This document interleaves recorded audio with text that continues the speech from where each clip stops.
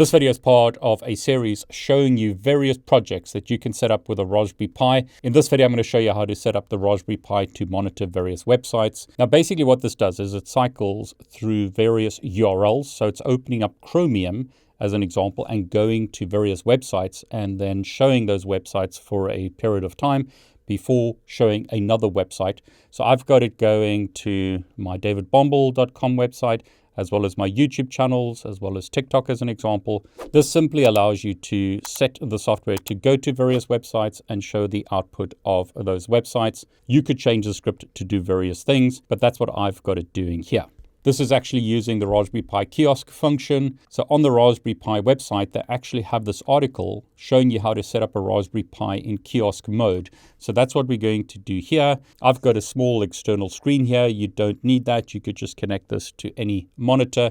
In my example, I haven't got it connected to a mouse and keyboard. All I've got it connected to is the internet. I'm using Ethernet here, but you could use Wi-Fi. I have got it powering this screen, and I have got the HDMI out to the screen. You may need to connect a keyboard and mouse initially to get this set up, but that's not always necessary. To get started, you basically need a Raspberry Pi, power supply for the Raspberry Pi. You also need an SD card for the Raspberry Pi, and then you need some type of monitor to display the output. But without further ado, I'm now going to show you how to set this up from the very beginning. So first thing I'm going to do is go to raspberrypi.com/software, and I'm going to download the Raspberry Pi imager. In this example, I'm using a Windows computer, but you could download the software for Mac as well as for Linux. I'm simply using Windows because a lot of people who watch these videos use Windows. Okay, so the software is downloaded. So I'm going to double click on the executable. In my example, I'm using English. So I'm going to click OK, click Next, and agree to the license agreement. You should obviously read this and make sure that you agree to it. Click Next if you are. You can change the installation folder. I'm not going to do that. I'm going to click Next. I'm going to create a desktop shortcut. Click Next.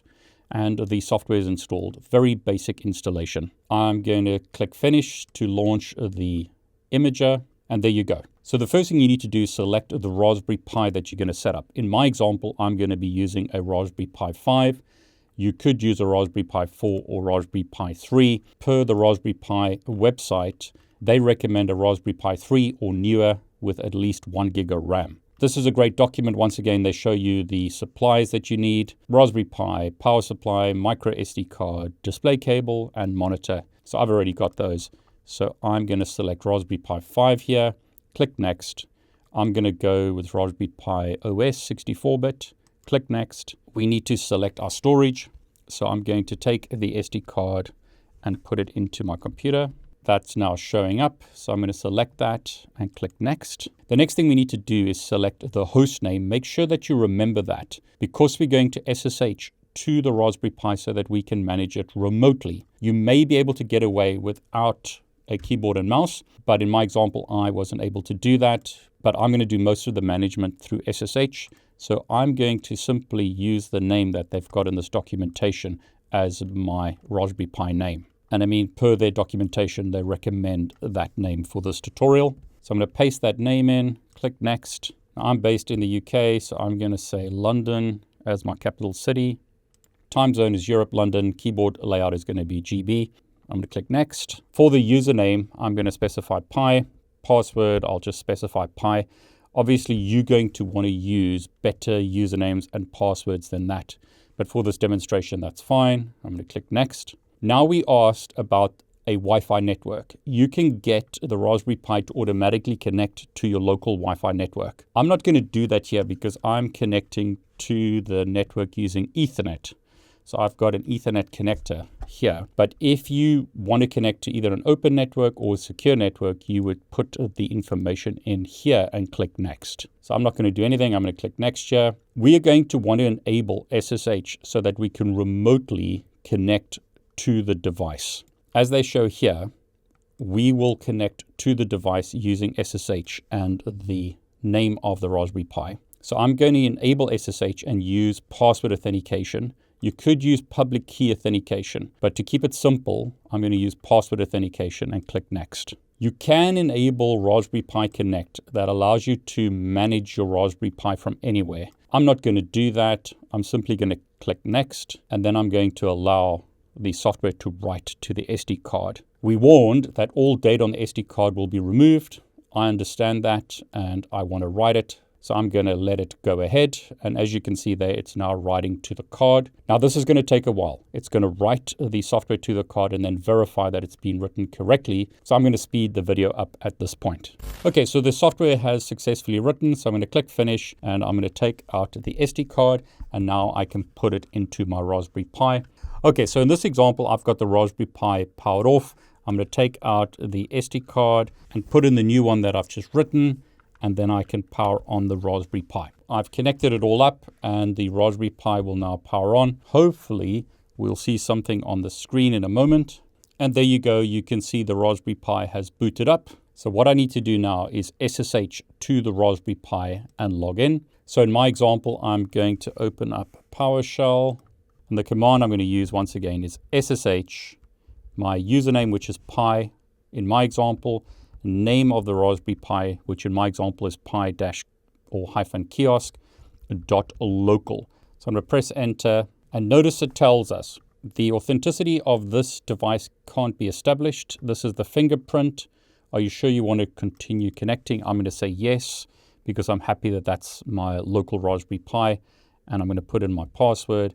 And notice I've connected to my Raspberry Pi. Now, if that doesn't work, you may need to connect to your local router and see which IP address has been allocated to the Raspberry Pi. But hopefully that'll work for you. Otherwise, you can connect a mouse and keyboard to the Raspberry Pi and see what its IP address is. I don't have to do that here, fortunately, because I've been able to connect to the Raspberry Pi remotely. That's because of multicast DNS used by the Raspberry Pi. Now, the first thing we're going to do is run sudo apt update to update our references. Good practice to do that.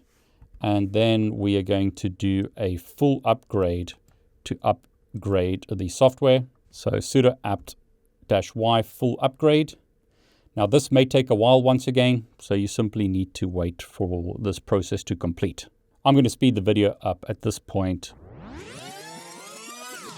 Okay, so there you go. That's now finished. I'll clear the screen. Now, to run the Raspberry Pi in kiosk mode, we need to install this wtype software because we want to send commands to the Raspberry Pi automatically. So we're going to use the command sudo apt-y install wtype. That's now been installed.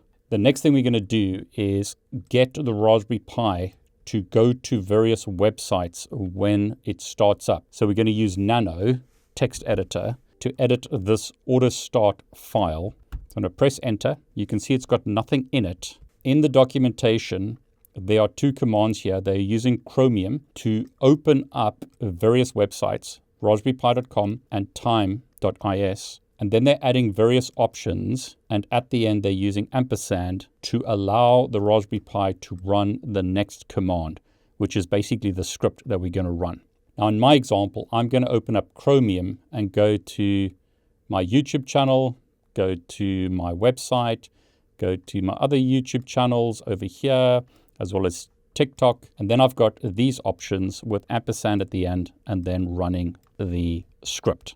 So on the website, if you're interested, they give you the output of the various options, such as no error dialogues, suppress error messages, disables notification info bars, etc. The big one here as an example is start maximized so that it starts up in full screen mode. So I'm going to simply copy that, paste it in to my Raspberry Pi.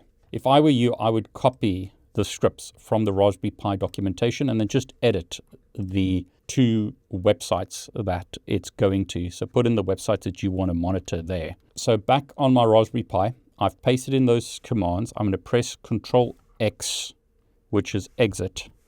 And then I'm going to say Y to save my changes. And I'm going to press enter to save the file. So if I press up key and go to the beginning here and use cat, I'll be able to see the output of that file. It previously had nothing in it when I edited the file, but now cat shows me the output of that file. So I'll clear the screen. The next thing we're going to do is edit our script. So this switch tab.sh is the script that we want to create. So nano script name, this basically means your home directory. And you can see that here, home.py. and the name of the script. This is the script that they have created. So it's a bash script. The first thing it's going to do is find the Chromium browser process ID. So it's basically looking for that process ID, and then it checks if it's running. If it's not running, it waits 5 seconds and then checks again. And then what they do is they echo the process ID. So they're basically seeing if Chromium is running on the Raspberry Pi. If it isn't, then it gives the Raspberry Pi a bit more time until it finds that Chrome is running. And then what it does is send keyboard events to the Raspberry Pi. So it creates a loop here that says, while true, do the following. Basically send Control-Tab using the wtype command. So that's why we had to install that software. So basically what it's going to do is press Control-Tab. So this uppercase P means press the tab key down. This lowercase means stop or release the tab key. So stop pressing it down. Wait 10 seconds and then loop again. What I've done is edit the script a little bit. So I have told it to do that, but I'm sleeping for 5 seconds and then refreshing the page. So this is like pressing F5 to refresh the website page and then sleeping 5 seconds and then looping. So you don't have to do this. I just want to see the website come up, refresh it, show it again for 5 seconds, and then go to the next website. So I'll copy my script. You can just copy their script. So I'll go back to my Raspberry Pi and paste the script in. So going up to the top, you can see bash script is now pasted in.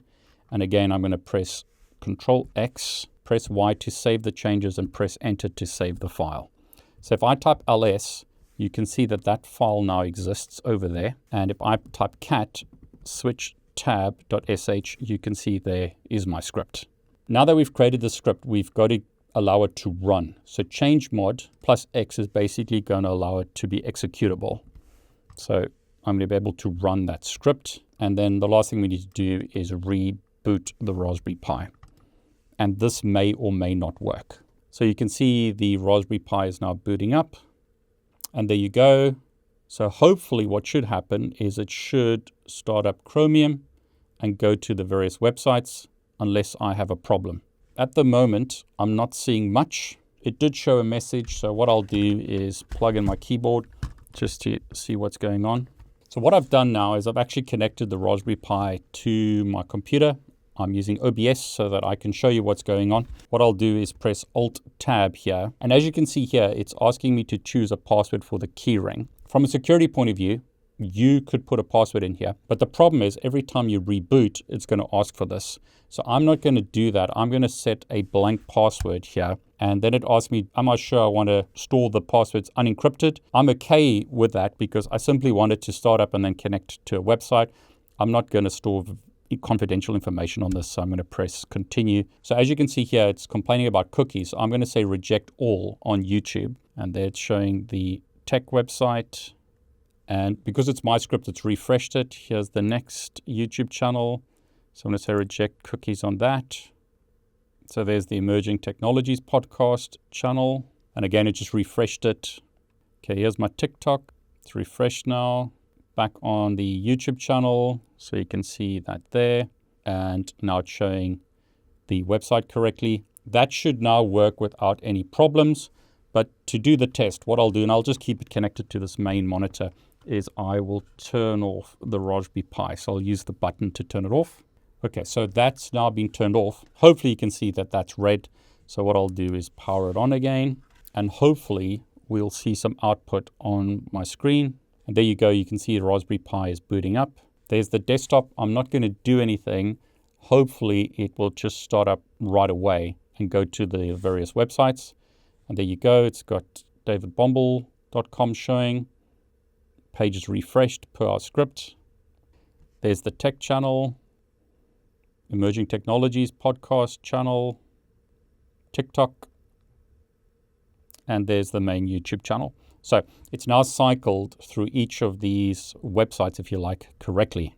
Okay, so what I'll do now is unplug it from my computer and plug it into this little monitor here. So HDMI is now connected to that monitor. And there you go. Hopefully you can see that it's now showing the website properly. But the last test again is to reboot the Raspberry Pi. And I'll unplug the mouse and keyboard because we don't need those. I'll turn off the Raspberry Pi. unplug the mouse and keyboard because I just want this to work as a kiosk. So all I've got now is the Raspberry Pi. Ethernet, you don't need that. You could use Wi-Fi. Got it powering the screen. I've got HDMI to the screen and the Pi is powered as well. So I'll turn that on now. It's gone green. So hopefully now we'll see the screen turn on. It'll connect to the various websites. So we can see it booting up now. Desktop is now showing, and there you go. It's now connecting to the various websites. There's the tech channel, etc. So this is a great little project. I wanted the Raspberry Pi to go to various websites and just show me the output from those websites. And that's what it's doing here. I don't need a mouse and keyboard connected. I simply want it to automatically boot up, go to those websites, and then show the output. And that's what it's doing. But what are your thoughts? Do you like this little project? Let me know which Raspberry Pi projects you want me to create videos about. I have got some other projects which I think are fantastic, but this is a great starter project to make use of your Raspberry Pi.